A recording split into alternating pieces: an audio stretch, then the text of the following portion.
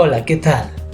En esta oportunidad conoceremos sobre Mikhail Gorbachev y la perestroika, un hecho histórico bastante sobresaliente en las relaciones internacionales. Mikhail Gorbachev nació en la Unión Soviética el 2 de marzo de 1931. Es abogado y político ruso de profesión. Fue secretario general del Comité Central del Partido Comunista de la Unión Soviética desde 1985 hasta 1991 y jefe del Estado soviético de 1988 a 1991. Este personaje va a marcar historia en lo que es la Unión Soviética, ¿ya? Denominamos también como la URSS.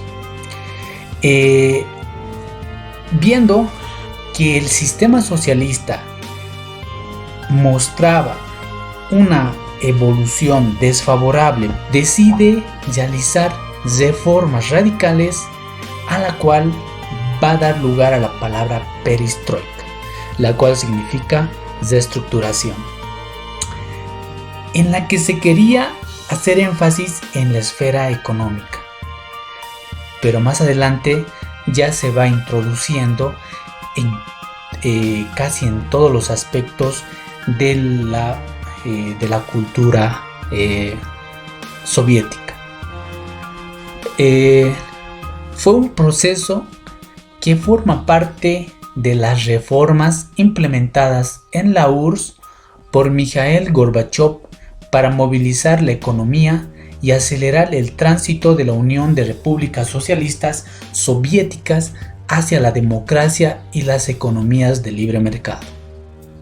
La perestroika en ruso significa reestructuración, que consistía básicamente en reformar las estructuras económicas soviéticas, para la cual Gorbachev recibió la asesoría del presidente japonés Seishiro Nishi.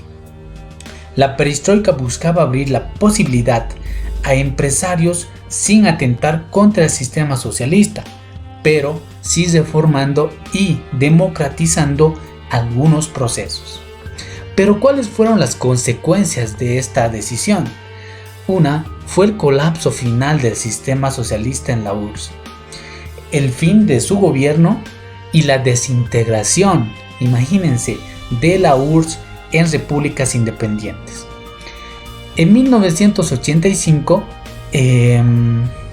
Gorbachev no hizo cambios significativos en la estructura económica soviética, pero en 1987 la perestroika fue implementada en un intento por salvar la URSS de una grave crisis económica e intentando impulsar el desarrollo de un país sumido en la burocracia y la corrupción. El primer objetivo de la perestroika fue descentralizar el sistema de gestión y darle mayor autonomía a las comunidades. También se buscaba modernizar la ingeniería, combatir la corrupción, bajar los índices de alcoholismo y en ello abatir el absentismo de los trabajadores. Las empresas tuvieron el privilegio de tomar decisiones sin tener que esperar la autorización gubernamental.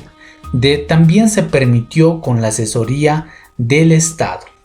La perestroika, sin embargo, trajo consecuencias, por ejemplo, el incremento de sueldos y la necesidad de subvencionar algunos productos de necesidad básica. Provocó inflación y escasez, por lo que el erario disminuyó. La ley de empresa además anuló el control sobre los recursos, hechos que provocó la reducción de inversiones. La URSS además se dividió en pequeñas repúblicas con bancos propios y los créditos ilimitados terminaron por poner en crisis los cambios. En el año 1993, una parte de la población ya no tenía recursos para subsistir.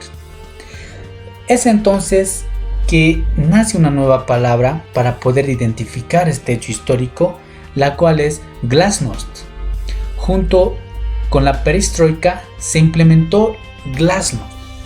Esta reforma permitía la mayor libertad de los medios de comunicación, el descenso de la censura y mayor libertad de expresión, contrastando con el régimen anterior de represión hacia quienes no comulgaban con los principios del sistema soviético. La Glasnost permitió que el gobierno adoptara una postura autocrítica, reconociendo sus errores e implementando instrumentos para resolverlos. La Glasnost permitió la confrontación política que se dio en la URSS en 1987, con las agrias críticas de Boris Yeltsin. Sin embargo, Yeltsin sufrió represalias al ser apartado del gobierno gracias a la Glasnost. Fueron puestos en libertad prisioneros, la mayor parte de los cuales eran presos de conciencia por sus críticas al gobierno soviético y al sistema político. Las elecciones de 1988 fueron de manifiesto el sentir popular. El Partido Comunista Soviético no obtuvo todos los puestos del gobierno, al que pudieron tener acceso reformadores de minoría como Yeltsin y otros 18 partidos. La perestroika comenzó a recibir ataques de conservadores y alas progresistas. Los primeros veían en ella una amenaza al socialismo y los segundos pensaban que las reformas avanzaban muy lentamente.